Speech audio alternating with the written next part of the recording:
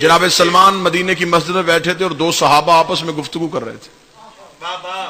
گفتگو کرتے ہوئے وقار شاہ جی وہ آپس میں بات کر رہے تھے کہ اللہ نے قرآن میں آیت بھیجی ہے کہ اس قرآن کے اندر ایک چھپی ہوئی کتاب ہے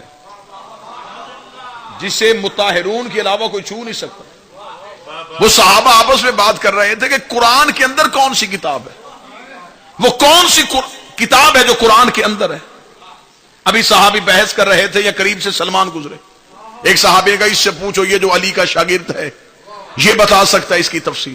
دوسرے صحابی نے کہا سلمان ذرا قریب آئیے, قرآن کی آیت ہے کہ اس قرآن کے اندر ایک چھپی ہوئی کتاب ہے, وہ قرآن کے اندر چھپی ہوئی کتاب کون سی ہے. اتنا جملہ کہنا تھا, سلمان مسکرا کہتا تفسیر بتاؤں یا دکھاؤں, میں صرف تفسیر سناؤں یا دکھاؤں. انہوں نے کہا سلمان ہم نے تو تجھ سے سننا چاہتے تھے کہ تو دکھانے پہ آئی گیا تو پھر دکھا, وہ کون سی قرآن ہے جس کے اندر ایک چھپی ہوئی کتاب ہے.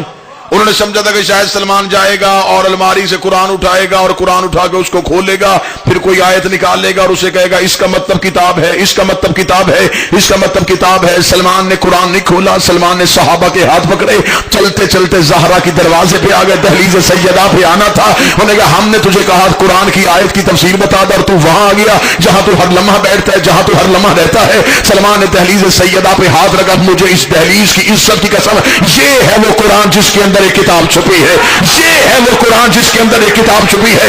اتنا کہنا تھا, ایک صحابی اٹھ کے کہنے لگا بوڑھا ہو گیا ہے, علی کے عشق نے تجھے دیوانہ کر دیا ہے, ہم تجھ سے پوچھ رہے تھے وہ کتاب کون سی ہے, تو ہمیں سیدہ کے دروازے پہ لے آیا. سلمان نے کہا تم بتاؤ قرآن میں کیا ہوتا ہے. انہوں نے کہا آیتیں رہتی ہیں. سلمان نے کہا مجھے اس دروازے کی قسم ابھی یہ دروازہ کھلے گا میں تمہیں چلتی ہوئی آیتیں دکھاؤں.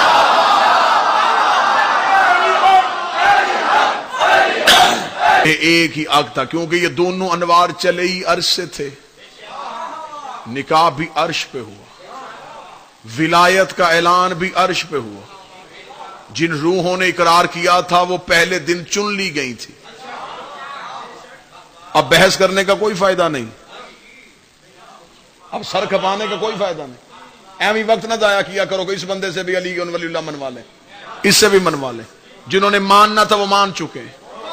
یہاں صرف قائم رہنے کا حکم ہے.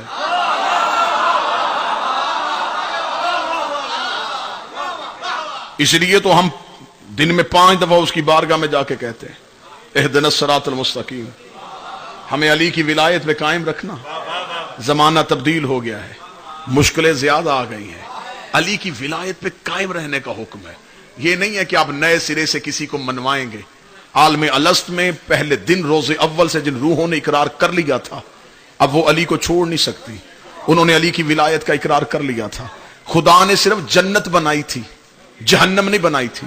اسے ضرورت ہی نہیں تھی اپنی بنائی ہوئی مخلوق کو جلانے کی. اسے کیا ضرورت تھی کہ وہ کہتا کہ پہلے میں خلق کروں گا, پھر زمین میں بھیجوں گا, پھر تمہیں اناج دوں گا, پھر تمہیں کھلاؤں گا, پھر جب مر جاؤ گے تو پھر تمہیں جلاؤں گا. اس نے جلانا ہی تھا تو بھیجنا کیوں تھا. اس نے صرف جنت بنائی تھی, جہنم اللہ نے نہیں بنائی. 13